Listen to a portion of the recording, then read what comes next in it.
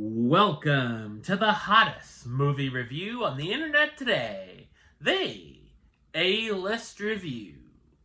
I am your host, the Game Changer, Wes Troop, and it's time to go back to the theater.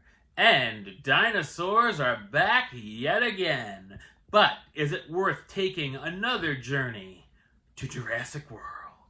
My review of the 2025 sci-fi action film Jurassic World Rebirth, coming up now.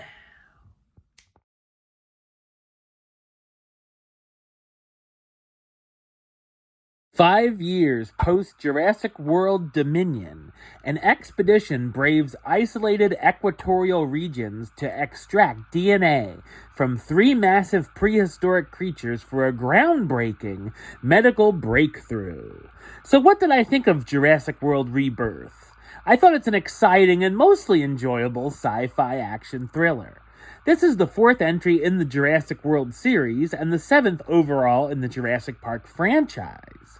While the original Jurassic Park is one of my all-time favorite films, I don't have as much love for the sequels, which can be very up, down, and all around. Thankfully, I do think this was an improvement over the last few entries. It's directed by Gareth Edwards, who's also known for directing Godzilla 2014, Rogue One, and The Creator. Edwards is fantastic with visual effects and scale, and the dinosaurs look impressive. He brings the best out of what he has to work with a big highlight being a migrating herd of Titanosauruses. I also like the use of things going on in the background with the creatures and some misdirection. The film kicks off with a new storyline with new characters as dinosaurs are old news and dying off, except for a chain of islands near the equator where they can thrive in the ecosystem and climate. While humans are not allowed near the islands for obvious reasons, a pharmaceutical executive hires a team of mercenaries and a paleontologist to acquire blood samples from 3 of the biggest dinosaurs, as it could be a cure for heart disease. Along the way, the team also come across a shipwrecked family, and oh yeah, dinosaurs. One of my many knocks on the last film was that there wasn't enough focus on the damn dinos. This time, though, there's tons of screen time for the creatures, with appearances from most of the species from the previous entries. There's even a few mutated dinos, including a raptor Petrosaur hybrid, and of course, the imposing D-Rex. The film also has a large number of thrills and exciting sequences, seeing the characters in peril, one of my favorite being the Delgado family trying to get to an emergency raft, while a sleeping T-Rex is a little too close for comfort. There's quite a few callbacks to the original film as well. While the dinosaurs in action are the strong points of the film, the story and script are basic and predictable, and the characters are all pretty much cookie-cutter types. There's a lot of plot conveniences where things work out a little too easily, such as while the team is hunting a mosasaur, it finds them instead. The comedy is also very hit and miss. While I chuckled a few times, there's a number of groaners.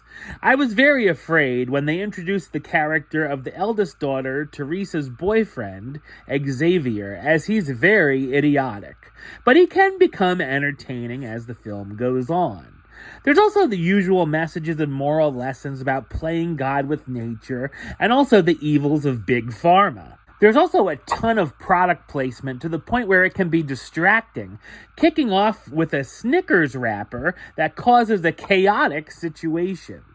When our heroine Zora is yelling for her friend Duncan over and over again, I was expecting for the camera to pan over and show us a box of a dozen donuts. The cast stars Scarlett Johansson as Zora Bennett, a covert operation expert. Mahershala Ali as Duncan Kincaid, Zora's old friend and team leader. Jonathan Bailey as Dr. Henry Loomis, the paleontologist who comes on the mission. Rupert Friend as Martin Krebs, a pharmaceutical representative who makes some questionable decisions. And Manuel Garcia-Rulfo as Ruben Delgado, the father of a shipwrecked civilian family. While Jurassic World Rebirth is fairly predictable and could have used a better script, the good outweighs the bad and the action delivers. Number-wise, I'm going to give it a 6 out of 10, which gives it the A-list rating of do it. It's a small do it, but a do it nonetheless. Alright, well, that's the show. I'll be back with another review very soon. But until then, don't forget to like, comment, and subscribe right here on YouTube. YouTube.com/WestsideOf515. Like the show on Facebook, Facebook.com/WestTroupeAlist. And of course, you can follow me on the Instagram and Letterboxd @WestAlist. Until next time, Troop out.